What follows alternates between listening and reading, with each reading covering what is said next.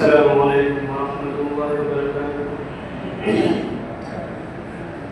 الحمد للہ نحمده ونستعینه ونستغفره ونؤمن به ونتوکل علیہ ونعوذ باللہ من شرور انفسنا من یهده اللہ فلا مضل له ومن یضلل فلا هادی له ونشهد ان لا اله الا اللہ وحده لا شریک له ونشهد أن سيدنا ومولانا محمدا عبده ورسوله أرسل الله بالحق بشيرا ونذيرا وداعيا إلى الله بإذنه وسراجا منيرا صلى الله على خير خلقه محمد وعليه وصحبه وأزواجه وذرياته وأهل بيته وبارك وسلم تسليما كثيرا كثيرا.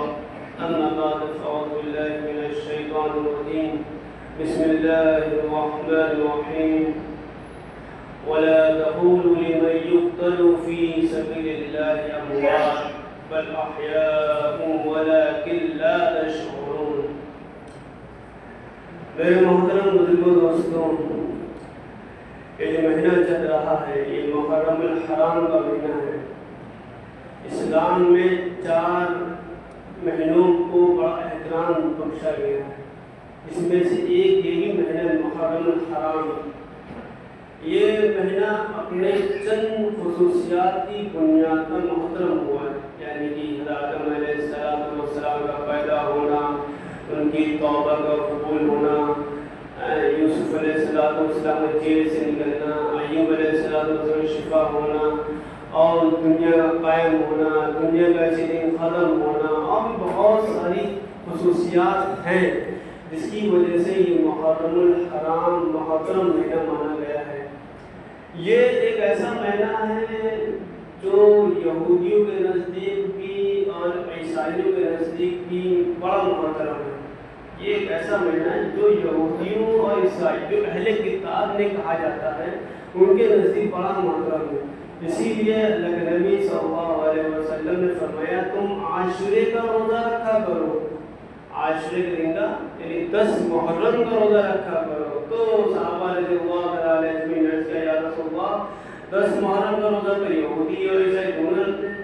تو پھر آپ صلی اللہ علیہ وسلم نے فرمایا اس بات کا رکھ لو اگلے سال سے 9 10 یا 10 11 تاکہ ان کی تشبیہ اختیار نہ ہو جائے، ان کی مخالفت میں ایک روزہ ایکسٹرا رکھو. تو یہ ایک روایات ہے. اس سے پتہ چلتا ہے کہ محرم حرام کا جو 10ویں تاریخ کا جو روزہ ہے یہ یہودی بھی رکھتے ہیں، اس کو عیسائی بھی رکھتے ہیں. یہ بڑا محترم مہینہ ہے.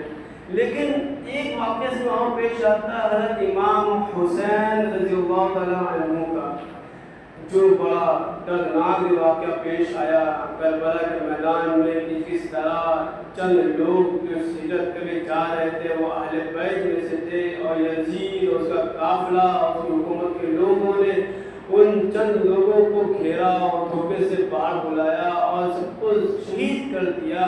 یہ ایک واقعہ ہے جو آپ ہر مہینے ہر سال اس کو سنتے چلے آتے ہیں. لیکن اس واقعے کے پیچھے کیا مقصد ہے؟ کیوں حضرت حسین رضی اللہ تعالیٰ عنہ کو یزیدی حکومت نے شہید کروایا؟ کیوں حضرت حسین رضی اللہ تعالیٰ عنہ کے ساتھ کے لوگوں کو یزیدی حکومت نے شہید کرا؟ اس کا کیا وجہ تھی؟ کیا بات تھی؟ تو بات یہ تھی کہ جب حضرت امیر معاویہ رضی اللہ تعالیٰ عنہ کا انتقال ہوتا ہے اور یزید جو انہی کا بیٹا تھا ان کی زندگی میں بڑی عبادت گزار کرتا تھا، بڑا علاق مند تھا، بڑا اچھا تھا، لیکن ان کی وفات کے بعد اس کے اندر کی جو بیماریاں تھیں، اندر کی جو باتیں تھیں وہ باہر ابھی چلی گئی اور وہ اقتدار کے جوش میں ایسا گرم ہو گیا کہ اسے زبردستی اس سے بیعت کرانے وہ شروع کر دیا. تو یزید کی بیعت کے خلاف حضرت امام حسین رضی اللہ تعالیٰ عنہ جو کہ حضور صلی اللہ علیہ وسلم کے نواسے بھی تھے، حضرت فاطمہ الزہرا کے بیٹے بھی تھے، حضرت علی کے بیٹے تھے، حضرت حسن کے بھائی تھے.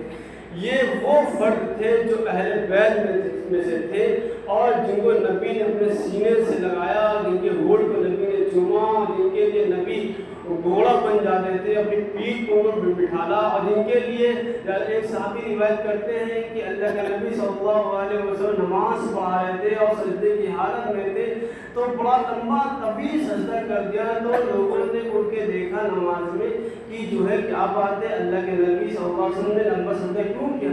جب دیکھا تو پتہ چلا کہ حضرت حسن اور حسین رضی اللہ عنہما دونوں اللہ کے نبی صلی اللہ علیہ وسلم کی پشت پر، پیٹھ پر حالت سجدہ میں کھیل رہے تھے۔ اس کی وجہ سے آپ صلی اللہ علیہ وسلم نے سجدے کو لمبا کر دیا۔ جس نماز سے یہ مقام ہو رہا ہے کہ وہ اللہ کے نبی صلی اللہ علیہ وسلم اس کے لیے اونٹ بن رہے ہیں اور اس کو اپنی پیٹھوں میں بٹھا کر کے اور پورے گھر کا چکر لگا رہے ہیں، اس نواسے کو کربلا کے میدان میں شہید کیا گیا اس نیت سے کہ تم ہم سے بیعت کیوں نہیں ہو رہے ہو۔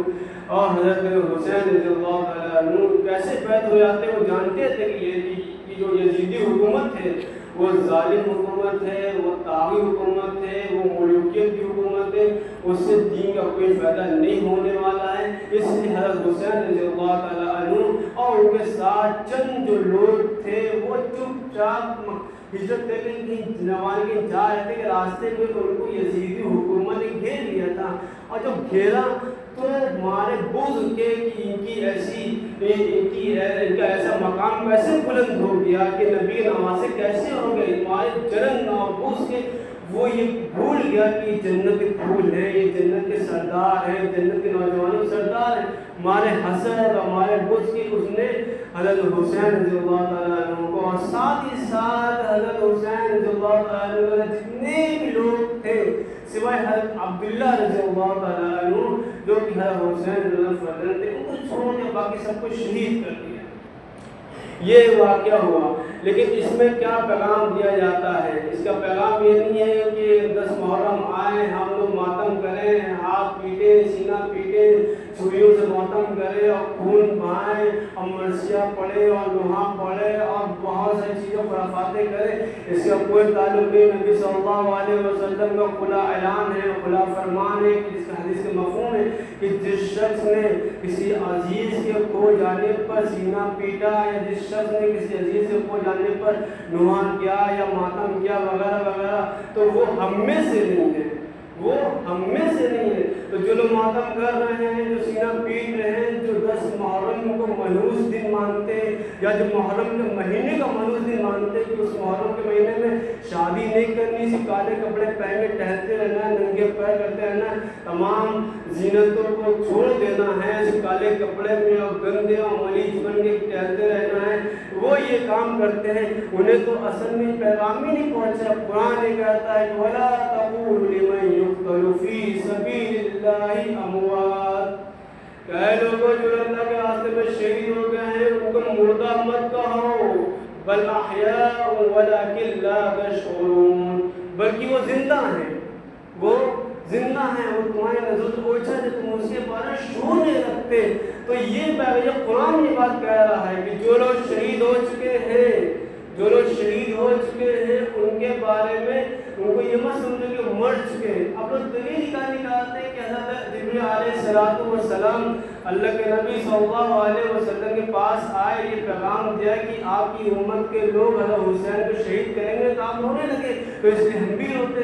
یہ ایک انسانی فطرت ہے، یہ ایک انسانی فطرت ہے۔ انسان جب کوئی عزیز چاہے وہ بیمار کی وجہ سے مر جاتا ہو، چاہے وہ بارڈر مر جاتا ہو، چاہے وہ دین کی خدمت کرتے کرتے شہید ہو جاتا ہو، تو وہ رونے لگتا ہے، یہ انسانی فطرت ہے۔ لیکن یہ نہیں کہ اسی دن کو یاد کر کے ہر سال رویا جائے، ہر سال اس کو ہر سال اس میں ماتم کیا جائے اور اس کو جو ہے اس کا ڈپلیکیٹ جنازہ بنا کے گلی گلی نکالا جائے اور اس کے نام کا ماتم کیا جائے اور گھوڑا اس کے نام کو نکالا جائے۔ یہ سب خرافات ہے، اس کے دین سے کوئی حقیقت نہیں ہے، کوئی حقیقت نہیں ہے۔ حضرت حسین رضی اللہ تعالیٰ عنہ کی سیرت کے بارے میں کیا جانتے ہیں؟ کربلا سے کیا پیغام دیا گیا کہ ایک طرف جنگ چل رہی ہے لیکن حضرت حسین رضی اللہ تعالیٰ عنہ کے کافر نماز نہیں چھوڑی۔ اگر सच्चे हुसैनी का किरदार अदा करना है तो इसका मतलब ये नहीं कि आप मातम करिए, इसका मतलब ये कि हर हाल में हमें चाहे दिन अच्छा लगे, चाहे अजियत हो, चाहे बुरा लगे, कुछ भी हो, किसी भी हाल में दीन के, इस्लाम के किसी भी सिस्टम को छोड़ना नहीं है। ये असल हुसैनी पहचान है। आज जो लोग मातम कर रहे हैं या जो लोग 10 मुहर्रम बना रहे हैं, उनकी हालत ये है कि उनकी फजर भी क़ज़ा हो रही है, नमाज़ें भी क़ज़ा हो रही है, और वो हुसैनी किरदार अपना रहे हो, हुसैनी बड़े टाइम में हज़रत हुसैन रज़ियल्लाहु ताला अन्हु ने करबला के मैदान में नमाज को पढ़ा, सजदे को किया, और ये बता दिया कि जंग रुक सकती है लेकिन नमाज नहीं रुक सकती।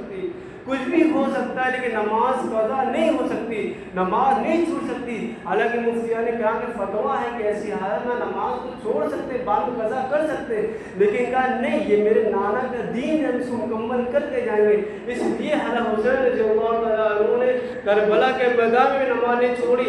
आज जो लोग उनके नाम पर चंदा खा रहे हैं, आज जो लोग उनके नाम की जो गाड़ियाँ बना रहे हैं, बंगले बना रहे हैं, उनका क्या हाल है कि उम्मत में तफरीक पैदा कर रहे हैं। वो नमाजों को छोड़ चले आ रहे, कुरान को छोड़ते चले आ रहे, और वो किरदार बना के हम हुसैनी हैं। असल हुसैनी वो है जो वक्त के बादी के सामने हक की ललकार बुलंद करे। असल हुसैनी वो है कि जिसे हज़रत हुसैन रज़ियल्लाहु ताला अन्हु ने अपनी चंद लोगों की जमात के साथ यजीद का मुकाबला किया।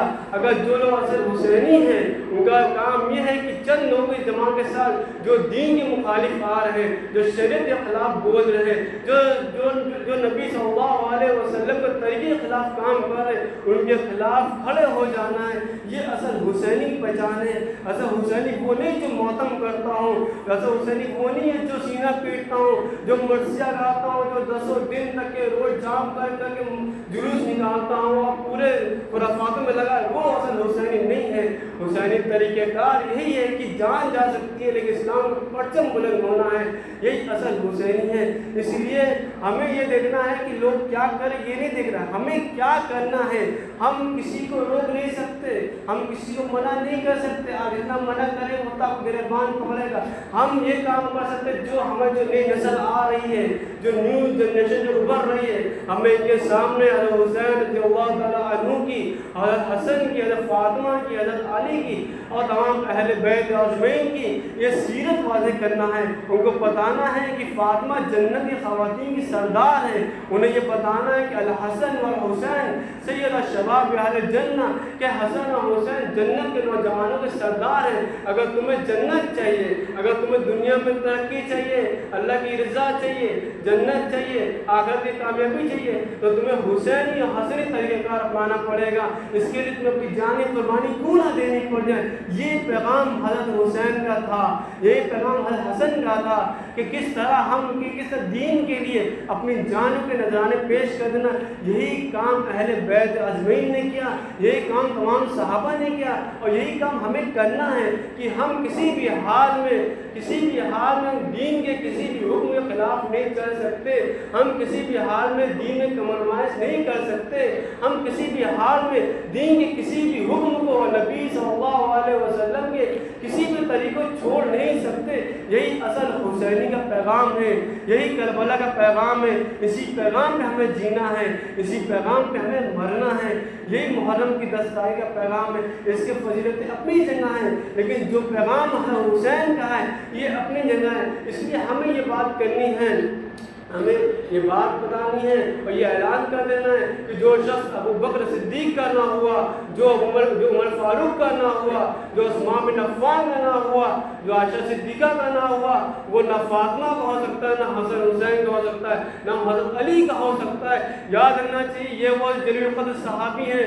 हज़रत अबू बकर सिद्दीक़ रज़ियल्लाहु ताला अन्हु अल्लाह के नबी के दोस्त भी थे, हज़रत आयशा के वालिद भी थे, और हज़रत उमर फारूक रज़ियल्लाहु ताला अन्हु ये ऐसे जलील क़द्र सहाबी थे कि आपके ईमान लाने के बाद किसी ने चुप के नमाज तक नहीं पढ़ी। और हज़रत उस्मान रज़ियल्लाहु ताला अन्हु ये ज़ुन्नुरैन उनको कहा जाता है, यानी अल्लाह के नबी सल्लल्लाहु अलैहि वसल्लम की 2 बेटियों में दामाद थे। और हज़रत आयशा सिद्दीक़ा रज़ियल्लाहु ताला अन्हु वो तमाम उम्मत के मुस्लिमीन उम्मत की माँ है।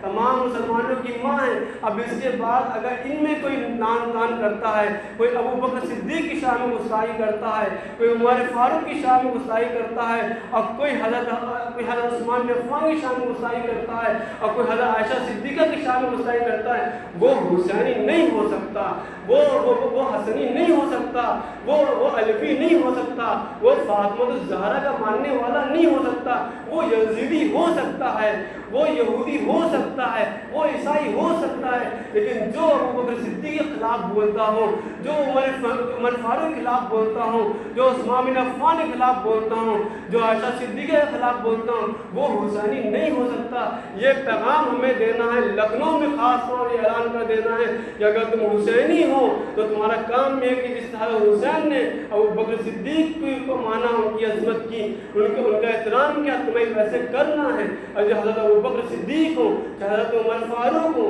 چاہے عثمان بن عفان ہو, چاہے عائشہ صدیقہ ہو, جس طرح ان تمام صحابہ اور صحابیات کی تعظیم اور ان کا احترام حضرت علی نے کیا, حضرت حسن نے کیا, حضرت حسین نے کیا, حضرت فاطمہ نے کیا, اگر تم انہی کے ساتھ تم ان کا احترام کرتے ہو تو تم حسینی ہو, ورنہ یہ دھول کے ڈول ہیں, ان کا کوئی فائدہ نہیں ہے. یہ سب ڈھکوسلی والی باتیں ہیں کہ 10 محرم آ رہا ہے, آپ نے پورے 10 دن کالے کپڑے پہننا شروع کر دیے, مرض لگانا شروع, اس سے کوئی فائدہ نہیں ہے.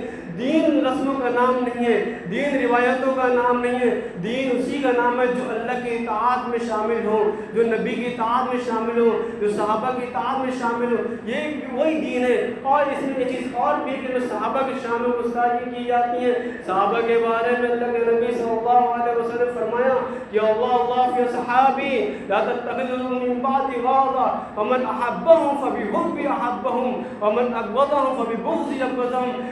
کہ نبی صلی اللہ علیہ وسلم فرمایا کہ اے لوگوں, میرے صحابہ کے سلسلے میں اللہ سے ڈرتے رہنا, میرے بعد ان کو لام تانگ نشانہ مت بنا لینا.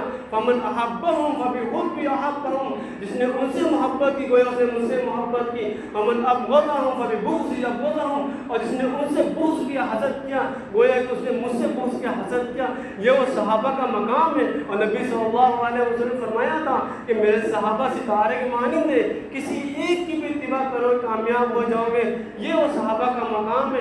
آج ہم لوگ صحابہ کی شان میں گستاخی کر رہے ہیں, آج ہم لوگ اہل بیت کی شان میں گستاخی ہو رہی ہے, ابو بکر صدیق کی شان میں گستاخی, صحابہ کی شان میں گستاخی ہم لوگ کر رہے ہیں. یہ کیسا دین ہے جو دین کے امانت دار ہے, جو دین کے جو ذمہ دار ہے کہ نبی صلی اللہ علیہ وسلم کے بعد بغیر صحابی کی حد میں نہیں پہنچی ہے. چاہے آپ کی کپڑے پہننے کی بات ہو, چاہے آپ کی استنجے کی بات ہو, چاہے آپ کی وضو کی بات ہو, چاہے آپ کی کوئی بھی بات ہو, بغیر صحابی کے روایت کے ہم تک نہیں پہنچی ہے. صحابہ دین کے امانت دار ہیں. ہمارا دین اس وقت مکمل نہیں ہوگا جب ہم تمام صحابہ کو عادل نہ مانے. ہمارا دین, ہمارا ایمان اس وقت مکمل نہیں ہو سکتا جب ہم ابو بکر صدیق کو امانت دار نہ مانے, عمر فاروق کا امانت دار نہ مانے, عثمان بن عفان کا امانت دار نہ مانے, عائشہ صدیقہ کا امانت دار نہ مانے. جب ہم تمام صحابہ کا عزت, ان کا احترام, ان کا امانت دار نہ مانے, جب تک ہمارا دین, ہمارا ایمان مکمل نہیں ہو سکتا. صحابہ ہماری کڑی ہیں. صحابہ کا رشتہ ایسا ہے کہ صحابہ ہمارے اللہ کے نبی اور ہمارے بیچ کا ایک کڑی ہے کہ جب ہم صحابہ کے طریقے پر عمل نہیں کر سکتے, جب ہم اللہ کے نبی تک نہیں پہنچ سکتے, اور جب ہم اللہ کے نبی تک نہیں پہنچ سکتے, جب ہم اللہ تک نہیں پہنچ سکتے. یہ سلسلہ ہے, یہ ایک سلسلہ. اس لیے ہمیں یہ محتاط رہنا ہے, اپنے بچوں کو, اپنے بچوں یہ بتانا ہے, دیکھو فاطمہ صدیقہ تمہاری آئیڈیل ہے. انہیں بتانا ہے کہ کسی بھی حال میں تمہیں پردہ نہیں چھوڑنا ہے, کسی بھی حال میں تمہیں دین سے پھرنا نہیں ہے. تم فاطمہ کی بیٹی بن کے رہو, تم خدیجہ کبریٰ کی بیٹی بن کے رہو. اسی طرح نوجوانوں کو یہ بتا دینا ہے کہ کسی وقت کی ابلیسی طاقت کے سے ڈر کے تمہیں دین کو نہیں چھوڑنا ہے. تم کسی جاب کے چکر میں داڑھی کو نہیں بنوانا, تم کسی جاب کے چکر میں, کسی نوکری کے چکر نماز کو مت چھوڑنا. یہ حسینی طریقہ کار ہے, یہ حسن کی سیرت ہے, یہی حسینی پیغام ہے. اس لیے ہمیں یہ یاد رکھنا چاہیے کہ ہماری جو بھی ترقی ہے اس کی کامیابی ایمان کی بنیاد پر ہے, اور ایمان ہمارا کامل اس وقت نہیں ہو سکتا جب تک ہم صحابہ سے مکمل طور پر محبت نہ کرنے لگے, اور جب تک ہم حضور صلی اللہ علیہ وسلم کے نقش قدم پر نہ چلنے لگے. یہ ہمارا طریقہ ہے. اور نبی صلی اللہ علیہ وسلم فرمایا تھا کہ علیکم بسنتی و سنت الخلفاء الراشدین المہدیین من بعدی عضوا علیہ بالنواجذ. کہ اللہ کے نبی صلی اللہ علیہ وسلم فرمایا کہ جب ایسا دور تمہیں مسلط ہو جائے کہ فتنہ دیکھو، فساد دیکھو، بگاڑ دیکھو، تو علیکم بسنتی و سنت الخلفاء الراشدین، تو اس وقت میں یہ کرنا ہے کہ میری سنت کو مضبوطی سے پکڑ لے رکھنا ہے. وخلفاء الراشدین، جو خلفاء راشدین ہیں، چاہے ابو بکر صدیق ہوں، چاہے عمر فاروق ہوں، چاہے عثمان بن عفان ہوں، چاہے علی ابن ابی طالب ہوں، جو خلفاء راشدین ہیں، ان کے وہ طریقوں کو مضبوطی سے پکڑنا ہے. اور صرف پکڑنا نہیں، عضوا علیہ بالنواجذ، دانتوں طرف سے دبا لینا، کسی بھی حال میں چھوڑنا نہیں ہے. اس لیے ہم جب دیکھ رہے ہیں کہ ہر طرف فتنہ پھیلتا چلا جا رہا ہے، تفریق کا، فرقے کا، پرمپراؤں کا، روایات کا، جاہلیت کا، ارتداد کا،